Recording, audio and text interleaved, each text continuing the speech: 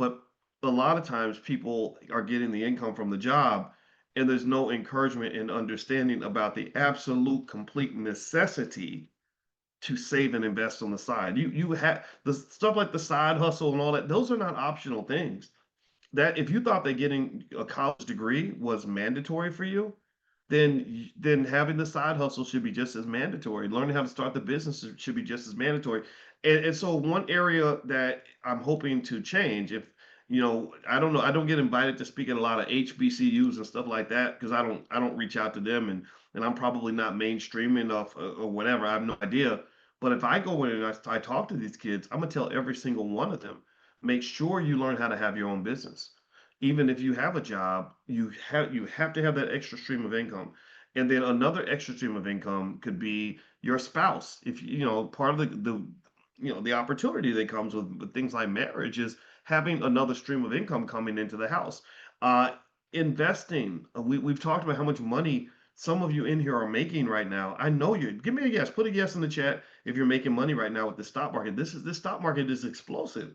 I just told you about Larry Ellison making $100 billion in a day. That's insane. Nobody works hard enough to earn $100 billion. And then I'm not saying that that's okay. I'm saying that maybe you won't make $100 billion in a day, but I know a lot of you made $1,000 in a day, $2,000 in a day, $5,000 in a day, right? So get connected to the places where you know that the money flows. You want to go where the money flows and the money grows. You don't want to be in the places that are the economic deserts. Unfortunately, being fully committed to just being working class, paycheck to paycheck, solely dependent on the employer, that's an economic desert. The Larry Ellisons of the world get rich because there are people at the bottom who are struggling, and it's terrible. It's not right. It's such a bad system. It ain't.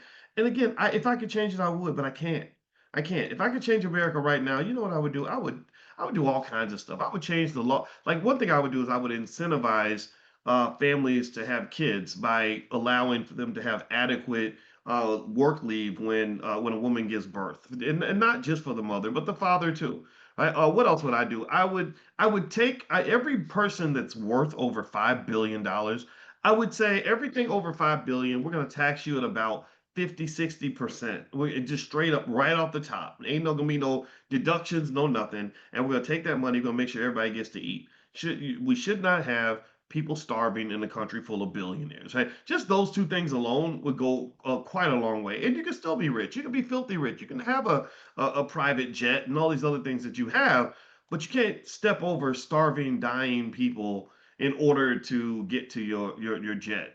Right? That's not right. That's inhumane. Right? So if I could change these things, I would, but I can't change these things. All I can do is explain to you how it all works and how to position yourself properly. So, one thing that I did, in case you guys want to take a look, I have a free training on financial security. I'm gonna put this in the chat. I'm proud of it. I talked about my Uncle Charles and how proud I was of him when right before he died. We had about maybe 9 years before he died. I'm gonna put the link in the chat, by the way. Right before he died, we had a conversation because he was really struggling financially. I think he'd had a lawsuit or something. Something went wrong.